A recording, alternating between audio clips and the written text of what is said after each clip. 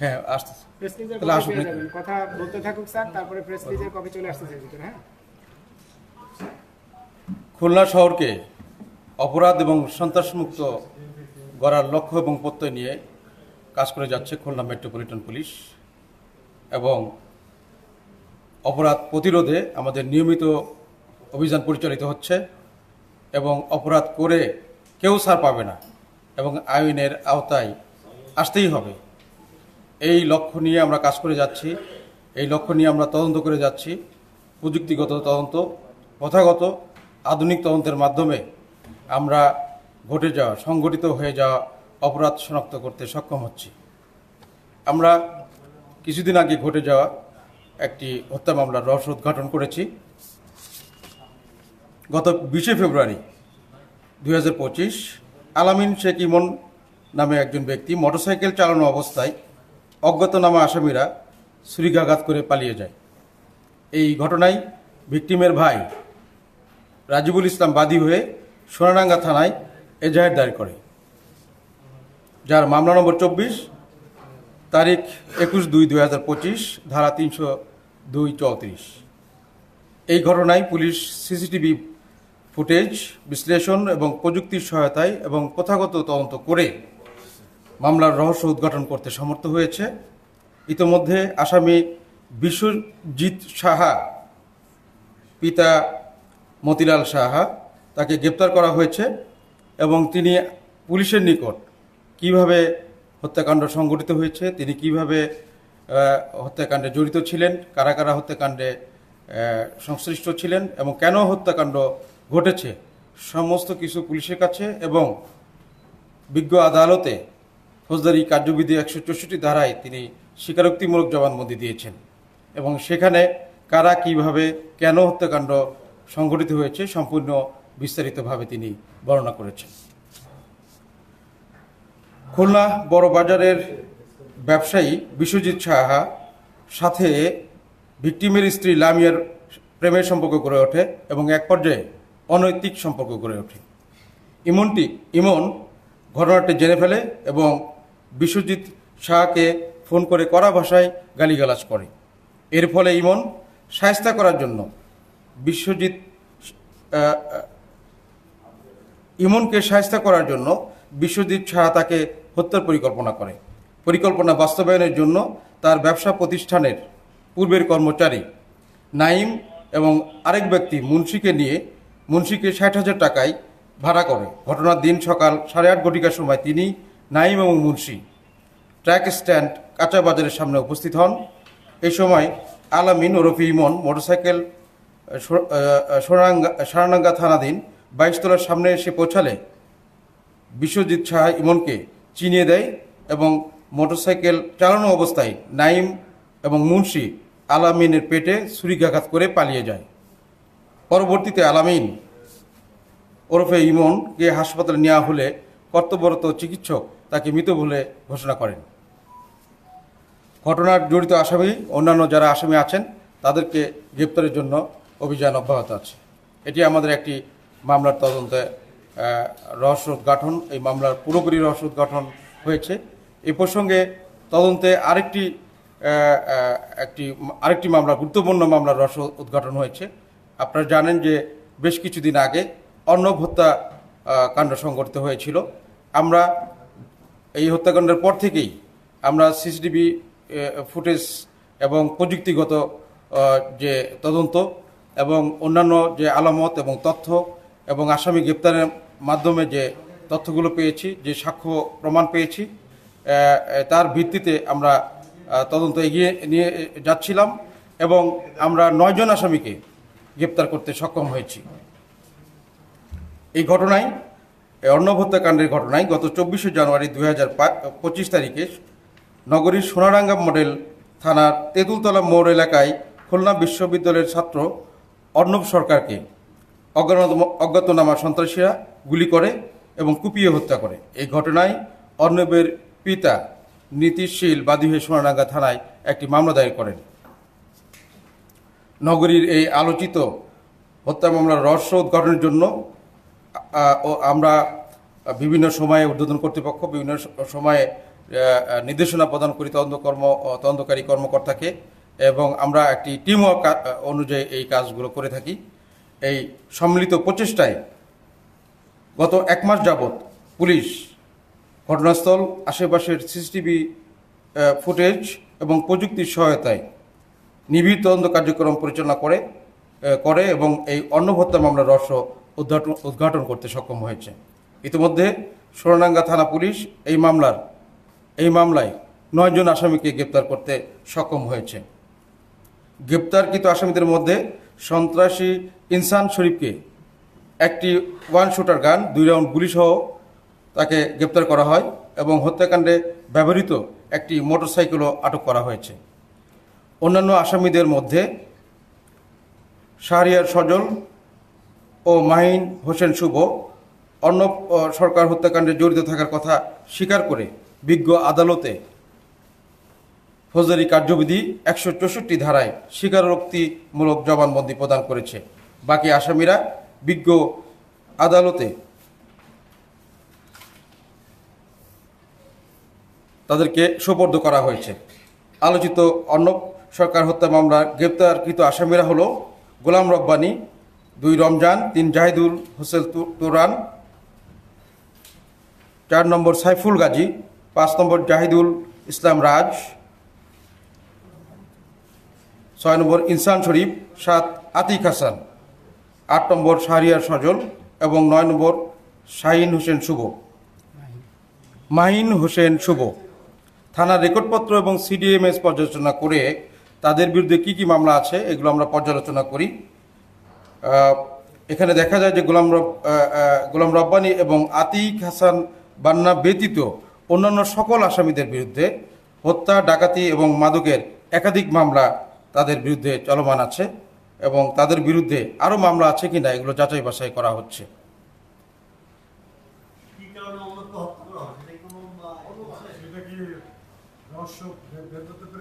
এটা এখানে সন্ত্রাসী যে 2টা গ্রুপ রয়েছে, একটি হচ্ছে গ্রেনেড বাবু গ্রুপ, একটা হচ্ছে লাবলু পলাশ গ্রুপ। এই 2টা গ্রুপের দ্বন্দ্বের জেরে এই হত্যাকাণ্ড সংঘটিত হয়েছে মর্মে যে স্বীকারোক্তিমূলক জবানবন্দি এবং অন্যান্য যে তথ্য এবং সাক্ষ্য তাতে এই বিষয়টি পরিষ্কার হয়েছে।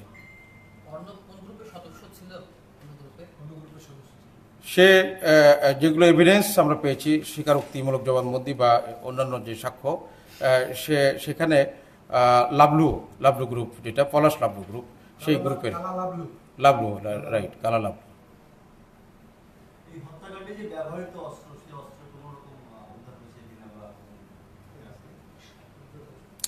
আমরা যে একটু আগে বললাম যে আমরা মোটরসাইকেল উদ্ধার করেছি, তারপরে একটা 1 শুটার গান উদ্ধার করেছি।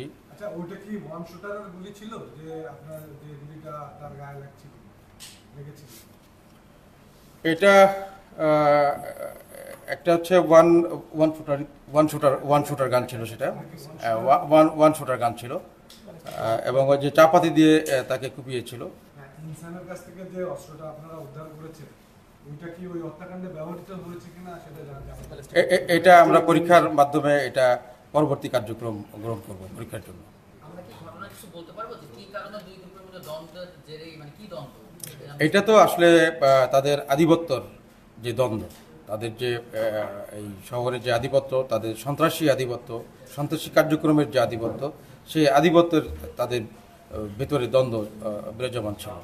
অন্য হত্যার যে মূল কারণটা আপনার যে আমরা শুনেছি যে ও ইউনিভার্সিটির ছাত্র, ওকে হত্যা করার মূল কারণটা যদি বলতে পারেন। এটা আসলে একটা গ্রুপ আরেকটা গ্রুপকে তাদের মধ্যে দ্বন্দ্ব থাকার কারণে এক গ্রুপের লোকজন আরেক গ্রুপের যে কোনো সদস্যকেই ওরা যেখানেই পায় বা তাকে আহত করার চেষ্টা করে বা তার ক্ষতি করার চেষ্টা করে। এটা একটা তাদের মানে ট্রেডিশন বা টেন্ডেন্সি। এটা কালা লাবলু গ্রুপ। আচ্ছা, আর আলামিনের ঘটনায় কাউকে গ্রেফতার করা হয়েছে বা এরকম যে আলামিন হত্যাকাণ্ড? হ্যাঁ, একজনকে গ্রেপ্তার করা হয়েছে এবং সে 164 করেছে। স্ত্রীর ব্যাপারটা যদি একটু পরিষ্কার করতে। তার স্ত্রীর সাথে একটা এই আসামি যাকে গ্রেপ্তার করা হয়েছে তার একটি পরকীয়া সম্পর্ক ছিল, সে স্বীকার করেছে। এবং একে যে হত্যা করা হবে এই বিষয়টা এর স্বীকারোক্তি মতে, এই আসামির স্বীকারোক্তি মতে এটা হচ্ছে যে মারা গিয়েছে আলামিন, তার এবং যে মেরেছে বিশ্বজিৎ সাহা, তাদের মধ্যে খুব কড়া কথোপকথন হয়, গালিগালাজের মতো ঘটনা ঘটে। এবং তাদের মধ্যে যে দ্বন্দ্ব, এই দ্বন্দ্বের কারণে সে এই হত্যার শিকার হয়। এবং এর সাথে এই আসামির স্বীকারোক্তি মতে বা তার দেওয়া তথ্য মতে লামিয়া এটা কিছু জানতো না। মামলায় কি তাকে আসামি করা হয়েছে, লামিয়াকে? না, আসামি করা হয়নি, কারণ তার বিরুদ্ধে কোনো এভিডেন্স পাওয়া যায়নি। আসামি নিজেই স্বীকার করেছে এবং তার যে স্টেটমেন্ট, তার যে বক্তব্য, সেখানে লামিয়ার সম্পৃক্ততা বা লামিয়ার নলেজ আছে এই বিষয়টা তার দেয়া তথ্য মতে বা অন্যান্য যে এভিডেন্স আছে দেয়া তথ্য মতে পাওয়া যায়নি। কারণ আমাদের তদন্তের মেইন উদ্দেশ্যই হচ্ছে দোষীকে আইনের আওতায় আনা আর নিরাপদ ব্যক্তিকে আইনের আওতা মানে আইনের শাস্তি থেকে মুক্ত রাখা। আচ্ছা, একটা শেষ প্রশ্ন, সেটা হচ্ছে অর্ণব কি সক্রিয় সদস্য ছিল এটা বলা যায়, বা এরকম যে পলাশ গ্রুপের? এটা সে তাদের সাথে ঘোরাফেরা করত, চলাফেরা ছিল এবং ছোটকালে তাদের সাথে একটা ভালো সম্পর্ক ছিল।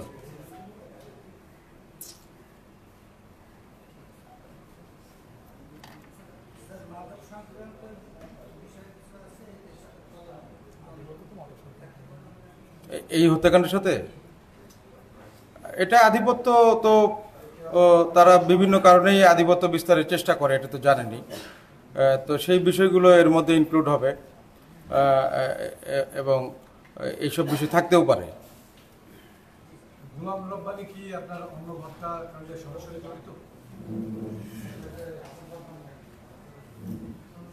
আমরা এটা কিন্তু তদন্তে 9 জন গ্রেপ্তার করা হয়েছে এবং আমরা 9 জনের যেগুলো এভিডেন্স পাওয়া গেছে, এভিডেন্সের ভিত্তিতেই কিন্তু আমরা গ্রেপ্তার করেছি এবং আমরা এভিডেন্সের ভিত্তিতেই চার্জশিট আমরা দিব। আপনার কি মনে হয়? না, জড়িত কিনা কি মনে হয় আপনার? আপনাদের কি মনে হচ্ছে? আমরা তো এভিডেন্সের ভিত্তিতেই ধরছি না, এমনি আপনাদের কোনো তথ্য থাকলে সেটা আমরা তদন্ত সহায়ক হবে। তার নামে কোনো মামলা নেই আগে পরে, সেই ক্ষেত্রে এবং তার পরিবারও বলতেছে যে তাকে ফাঁসানো হয়েছে, এই ধরনের খুব কান্নাকাটি করছে। ও আচ্ছা, এই বিষয়গুলো না, আমরা এটা বেসিক্যালি আমরা তো আলোচনা করছি যাতে করে আমাদের কথা হচ্ছে যে সবাই মিলে সুন্দর সমাজ গড়ব এবং মেইন উদ্দেশ্য হচ্ছে দোষীকে আইনের আওতায় আনা, নিরাপদ ব্যক্তিকে যাতে কোনোরকম হয়রানি না হয়। কিন্তু একটা বিষয় আপনারা জানেন যে তাকে ডেকে নিয়ে এসেছিল কিন্তু রব্বানী, ঠিক আছে, তাকে ডেকে নিয়ে এসেছিল রব্বানী এবং তা না হলে তো সে এখানে আসার কথা না। আবার সে যে এখানে আসবে সন্ত্রাস সেটাই পাইল কেমন? এই বিষয়গুলো তো একটা মানে সিকোয়েন্স আছে একটা ঘটনার একটার পর একটা। আমার একটা প্রশ্ন ছিল, এই হত্যাকাণ্ড এবং শহরের বিশৃঙ্খলার পাশাপাশি আরো একটা জিনিস আমরা দেখতে পাচ্ছি যে প্রতারণা, যে অনলাইনের যে প্রতারণা, গেমিং সিস্টেম, এটা কিন্তু শহরের প্রতারণা জাল হয়ে গেছে। এই ব্যাপারে আপনাদের পদক্ষেপ কি একটু জানাবেন? প্রতারণার বিষয়টি আসলে সারা বাংলাদেশে বা এটা মানে তথ্য প্রযুক্তি যেমন আমাদের জন্য খুবই সহায়ক, খুবই সব কাজকে সহজ করছে, গতিশীল করছে, আবার এই তথ্য প্রযুক্তির ব্যবহার সুযোগ নিয়ে কিছু দুষ্কৃতিকারী যারা অপরাধ গিল্টি মাইন্ডেড তারা কিন্তু বিভিন্নভাবে আমাদের দেশের মানুষ, সহজ সরল মানুষ, আবেগপ্রবণ মানুষ, তাদেরকে কিন্তু বিভিন্নভাবে প্রতারিত করছে। তা আমরা বিভিন্ন রকম সচেতনমূলক যে প্রোগ্রাম আছে, সচেতনমূলক যে আমাদের কার্যক্রম আছে সেগুলো চালিয়ে যাচ্ছি। একই সাথে আমরা সাইবার পেট্রোলিং করি এবং সাইবার মনিটরিং করি। এগুলো মাধ্যমে যে প্রতারক বা গ্যাম্বলিং, অনলাইন জুয়া, এগুলো ওয়েবসাইটকে আমরা বন্ধ করার জন্য আমরা সংশ্লিষ্ট কর্তৃপক্ষকে আমরা অবহিত করি। এগুলোর মাধ্যমে এই যে প্রতারক যেগুলো ওয়েবসাইট আছে বা লিঙ্ক আছে সেগুলোকে বন্ধ করার চেষ্টা করি এবং প্রতারণার শিকার কোনো ব্যক্তি অপরাধের শিকার হলে সেগুলো যে মামলা গ্রহণ করার মাধ্যমে এবং প্রতারকদের গ্রেপ্তারের মাধ্যমে সেগুলো প্রতারককে আইনের আওতায় আনার জন্য আমরা সচেষ্ট।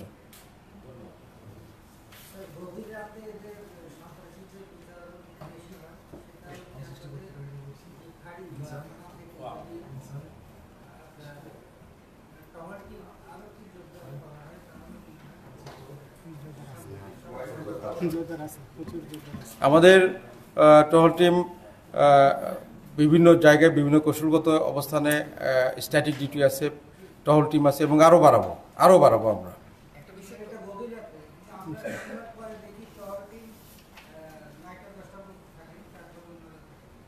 এটা কোন এলাকায়? এটা একদম ভুল ধারণা। যাক, তারপর আপনাদের যেহেতু অবজারভেশন, না আমার কথা হচ্ছে চোখে পড়েই হয়তো। আপনার যেহেতু অবজারভেশন, আমরা ওই 26 নম্বর ওয়ার্ডে আমরা আরও তৎপরতা বাড়াই দেব। কারণ আমাদের কাজ হচ্ছে বাস্তব অর্থে আপনাদের কাছ থেকে তথ্য নেওয়া বা আরও অন্য মানুষের কাছে তথ্য নেওয়া, যে কিভাবে কোন জায়গায় আরও বেশি আমাদের পুলিশি কার্যক্রম আরও বাড়ানো যায়। তো যেহেতু আপনি তথ্য দিয়েছেন, আমরা আসলে কার্যক্রম বাড়াবো।